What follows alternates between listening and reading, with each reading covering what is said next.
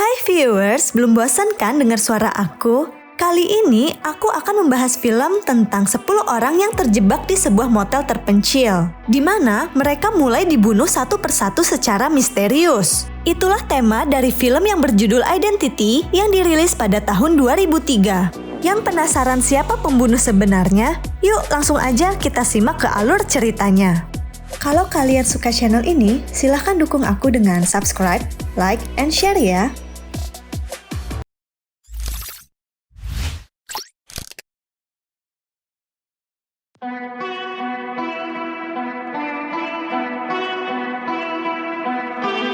Film ini dimulai pada saat seseorang sedang memutar rekaman suara hasil interogasi Dr. Malik dengan tersangka kasus pembunuhan berantai, yaitu Malcolm Rivers. Di tempat lain, seorang pengacara yang bernama Greg menelpon rekannya yang bernama Gary memberitahukan bahwa pada kasus tersebut ada pembela menemukan catatan yang tak ada di dalam barang bukti.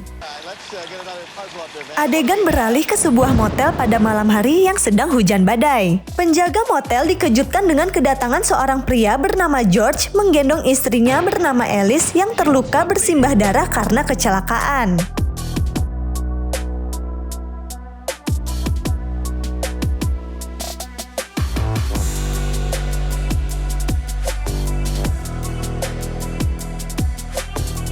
Ban mobil yang mereka kendarai pecah karena tidak sengaja melindas sepatu heels. Sepatu heels itu berasal dari wanita penghibur bernama Paris yang melintas di jalan tersebut sebelum mereka. Karena sedang mencari korek api yang mengakibatkan seluruh isi di kopernya terbang akibat angin kencang, termasuk sepatu heels yang terlempar dan terjatuh ke jalanan.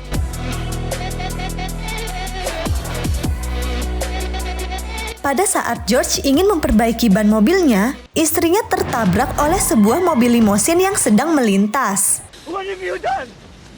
What have you done? What have you done?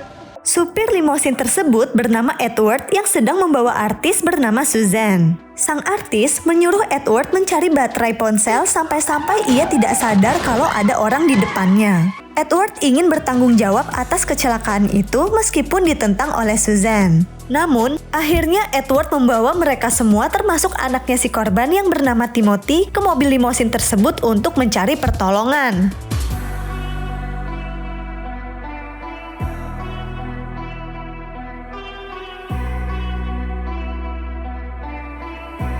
Mereka menemukan suatu motel dan meminjam telepon, namun tak tersambung akibat hujan badai. Larry, sang penjaga motel, memberitahu bahwa jarak ke rumah sakit sangat jauh dari situ. Tetapi, Edward tetap memutuskan pergi ke sana untuk membawa ambulans dan ia meninggalkan Susan di motel tersebut. Di perjalanan, Edward bertemu Paris, si wanita penghibur tadi yang membutuhkan tumpangan karena mobilnya mogok. Saat di perjalanan, Paris sudah mengingatkan bahwa jalan menuju ke sana banjir. Tetapi Edward tetap ingin mencoba. Dan benar saja, jalanan buntu karena banjir sampai-sampai mobilnya terperosok. Lalu, tidak lama datanglah mobil milik pasangan yang bernama Ginny dan Lou. Dari kejauhan, Edward memperingati kalau jalanan tersebut tidak bisa dilewati. Lalu, Edward menghampiri mobil tersebut dan meminta tumpangan.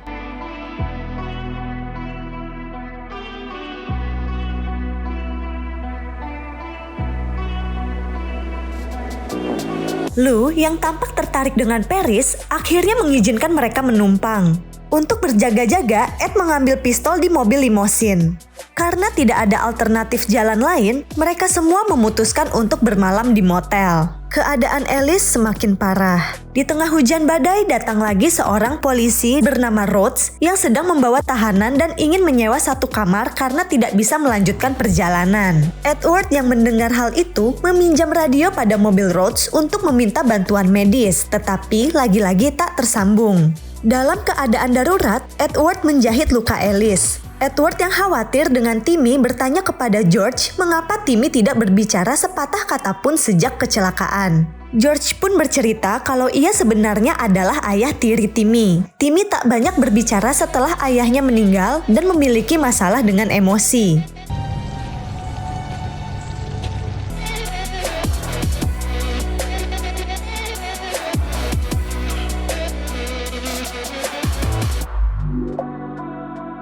Rhodes memborgol tahanan tersebut dan mengurungnya. Lalu ia ke kamar Alice untuk mengecek keadaan karena diminta tolong oleh Edward. Pada saat itu diperlihatkanlah sekilas aktivitas mereka masing-masing.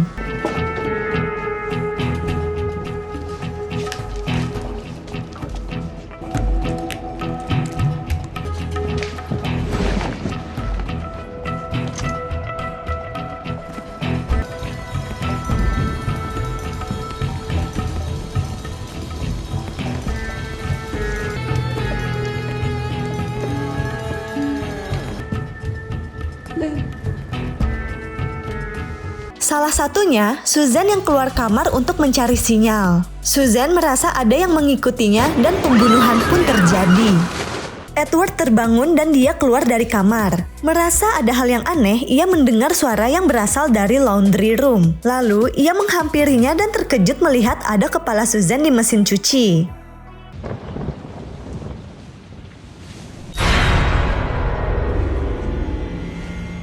Kemudian, Larry dan Rhodes datang. Mereka menemukan ada kunci kamar nomor 10 di dekat mayat Susan. Kamar nomor 10 adalah kamar Rhodes dan si tahanan. Bergegaslah mereka bertiga menuju sana dan didapati tahanan tersebut telah kabur. Adegan berpindah ke suatu tempat forum di mana hakim, pengacara, dan orang-orang yang sedang menangani kasus Malcolm Rivers. Di sini diketahui bahwa tersangka akan dieksekusi 24 jam lagi. Balik lagi ke motel, mereka semua diminta berkumpul dan Edward memberitahu bahwa ada insiden pembunuhan malam itu. Mereka semua panik, ditambah lagi setelah tahu bahwa ada tahanan di motel itu yang telah kabur. Di sini diketahui bahwa Edward adalah seorang mantan polisi. Lalu ia membantu Rhodes mencari tahanan tersebut. Tahanan yang kabur itu adalah seorang pembunuh berantai. Mereka semua diminta untuk tetap berkumpul di satu kamar. Tetapi Ginny yang mulai resah balik ke kamarnya disusul oleh Lou. Ginny membuat pengakuan bahwa selama ini ia berbohong tentang kehamilannya. Hal ini ia lakukan agar Lou tidak selingkuh dan menikahinya. Lou merasa kecewa dan sangat marah. Ginny lalu mengunci diri di kamar mandi. Dan Lou dengan emosionalnya menggedor-gedor pintu. Ginny yang ketakutan tidak mau membukakan pintu sebelum Lou tenang.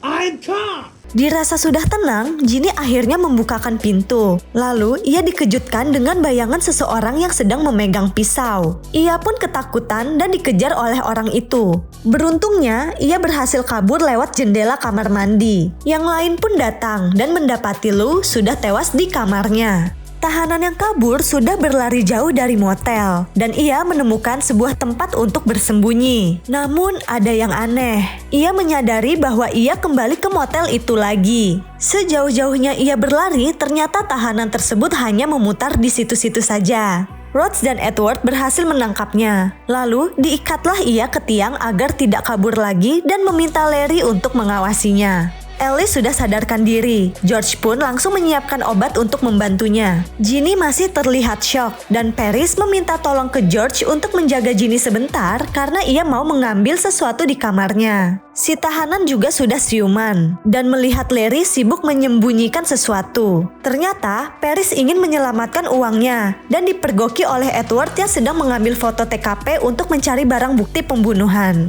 Lalu Edward pun bercerita ke Paris tentang masa lalunya. Karena Paris penasaran mengapa ia berhenti menjadi polisi. Seperti pada pembunuhan yang pertama, Edward menemukan sebuah kunci kamar lagi pada mayatnya Lou. Kali ini kunci kamar nomor 9. Edward langsung memberitahu Rhodes. Lalu, Rhodes juga sangat terkejut mendapati tahanannya telah tewas. Ia pun sangat marah dan menyalahkan Larry, karena Larry sibuk mencari sesuatu di luar sehingga tidak mengawasinya dengan benar. Mereka menuduh Larry yang membunuh tahanan tersebut, karena pemukul bisbol yang ada di mulut tahanan itu adalah milik Larry. Namun, Larry menyangkalnya. Ditemukan lagi kunci kamar nomor 8 di mayat si tahanan. Larry yang panik karena ditanya-tanya oleh Rhodes tidak sengaja menjatuhkan dompet milik Susan yang telah ia curi. Namun, Larry tetap mengakui bahwa bukan ia pembunuhnya. Karena terdesak, Larry menyandra Paris dengan menodongkan pisau ke lehernya. Tetapi, Paris berhasil melawan. Tidak sengaja, ia membuka kulkas dan dikagetkan dengan adanya mayat yang sudah membeku. Larry pun langsung berusaha kabur dengan mengendarai mobil dan tanpa sengaja menabrak George hingga tewas. Adegan kembali ke forum eksekusi Malcolm Rivers. Pengacaranya bilang bahwa kliennya itu dinyatakan gila oleh dokter dan tak sadar atas kejahatan yang telah dituduhkan. Ditemukannya juga buku catatan Malcolm yang membuktikan bahwa ia memiliki kepribadian ganda. There is no universally efficacious treatment for dissociative identity disorder.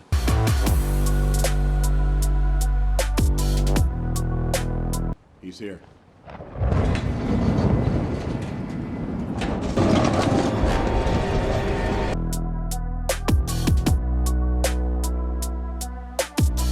Adegan kembali ke motel. Larry yang diikat tetap membela diri bahwa ia bukanlah pembunuh.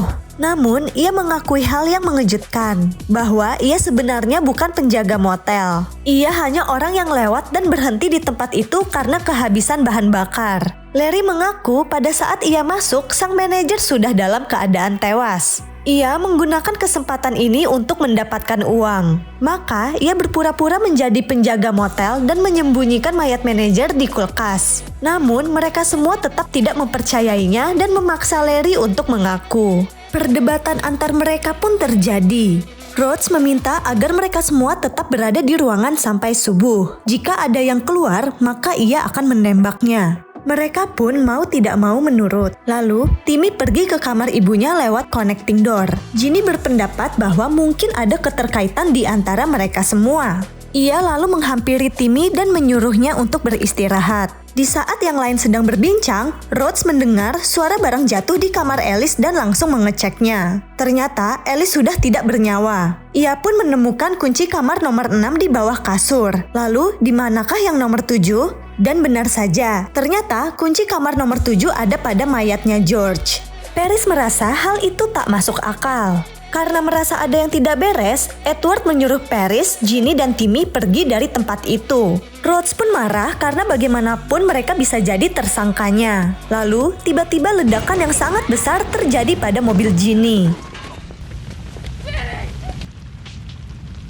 Namun anehnya, mereka tidak menemukan mayat Ginny. Dan yang lebih mengejutkan lagi, ternyata semua mayat itu tiba-tiba sudah menghilang.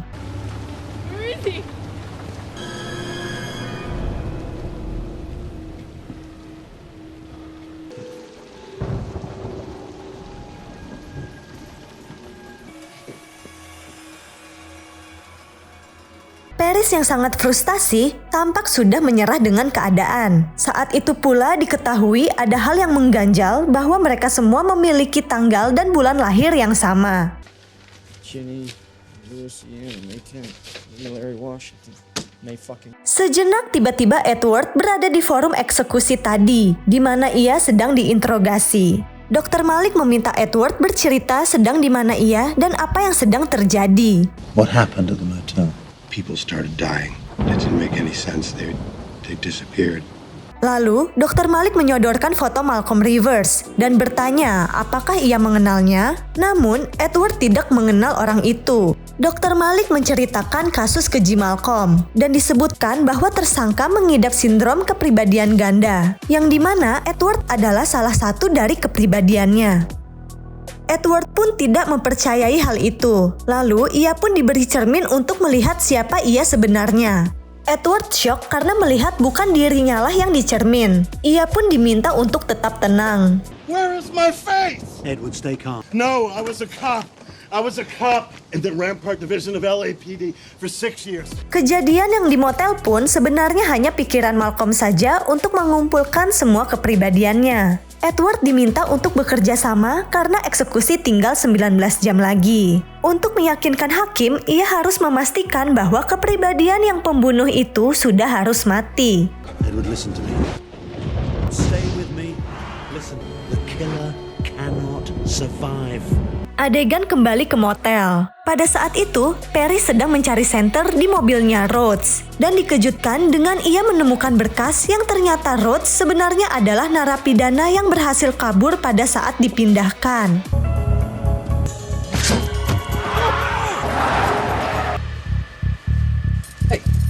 Rhodes telah membunuh polisi dan ia menyamar sebagai polisi tersebut. Paris menemukan jasad polisi itu di bagasi mobil dan hal itu diketahui oleh Rhodes. Rhodes menembaki Larry hingga tewas, dan Paris berhasil menghindar lalu kabur dari kejaran Rhodes. Paris bertemu dengan Edward, dan Edward memintanya untuk tetap tenang.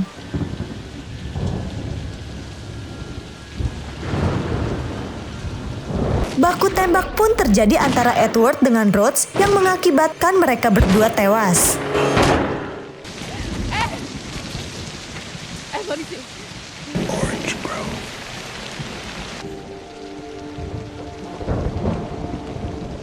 Kepribadian Edward pun menghilang dalam diri Malcolm. Orange Grove. Dan Paris berhasil pergi dari motel tersebut. 10 kepribadian telah musnah malam itu. 9 yang tak berdosa dan 1 orang yang bersalah telah tereksekusi. Pengadilan memutuskan eksekusi Malcolm ditunda dan memindahkan ia ke rumah sakit jiwa di bawah perawatan Dr. Malik. Ia merasa berada di perkebunan jeruk karena Paris adalah pribadi yang tersisa. Anehnya, Paris menemukan kunci kamar nomor 1 di ladang perkebunannya. Dan tiba-tiba datanglah Timmy yang mencoba membunuhnya. Ternyata selama ini Timmy lah kepribadian jahat yang ada di tubuh Malcolm. Timmy lalu membunuh Paris dan kembali menguasai tubuh Malcolm. Malcolm pun menjadi jahat lalu membunuh Dr. Malik dan petugas yang mengantarnya. Selesai sudah akhir dari film yang cukup membuat kita berpikir bertanya-tanya siapa pembunuh yang sebenarnya pada diri Malcolm Rivers. Kira-kira ada yang benar nebak gak nih? Sekian video dari aku, terima kasih sudah menonton di channel Story Zeta. Sampai jumpa di video selanjutnya, bye!